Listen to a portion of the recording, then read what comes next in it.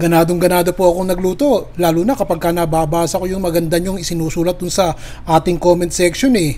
Asahan nyo po, gagalingan pa natin. Iisip ako ng mga pangkaraniwang rekado na pwede nating isama dito sa ating pang-araw-araw na ulam. Idagdag nyo po ito sa grupo ng mga ulam na niluluto nyo na paikot-ikot sa isang linggo para sa pamilya nyo.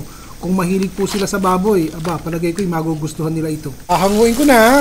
Karning baboy naman po tayo para balansin po ang cooking channel natin. Sa cornstarch itong ating tokwa para po mawala ang tubig. Okay, prito natin. Welcome na welcome po kayo din sa Chef Ron Bilaro Cooking Channel. Basta prituhin nyo yung tokwa. Ang tokwa kasi talagang mahilig yan talagang sumipsip ng mantika eh. Nakita nyo.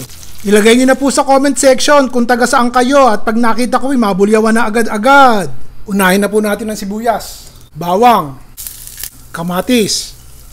Haluin nyo sandali. Pagkatapos, takpan po natin at hayaan natin talagang maluto yung ating sibuyas, bawang at kamatis. 2 minuto. Haluin nga natin sandali.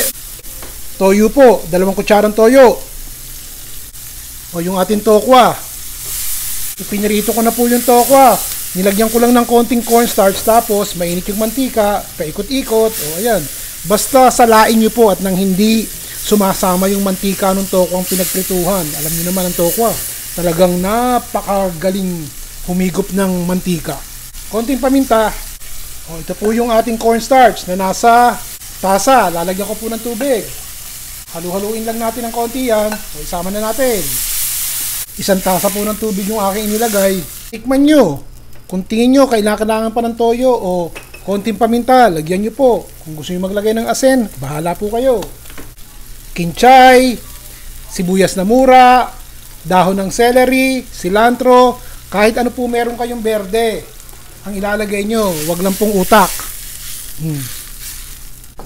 Tsaka nyo ilagay itong ating piniritong pork chop. Naku, ang sarap niyan mga kaibigan.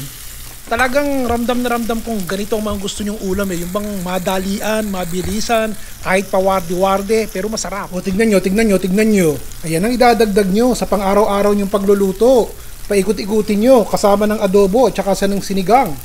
Haluin natin ng konti. O hindi ba? Tama-tama yan. May extender pa kasama tokwa. At may sabaw. Papatayin ko na po yung ating apoy. Ganadong-ganado po akong nagluto. Lalo na kapag nababasa ko yung maganda nyong isinusulat dun sa ating comment section eh. Asahan nyo po, gagalingan pa natin. Iisip ako ng mga pangkaraniwang rekado na pwede nating isama dito sa ating pang-araw-araw na ulam. Sana po nag-enjoy kayo sa mga ipinopost ko. Tinatry ko po na bigyan kayo ng mga ibang ideas para naman sa pang-araw-araw yung pagluluto makaisip kayo, pwede palang gawin yun.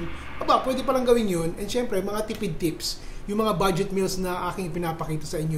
Ron Bilaro po.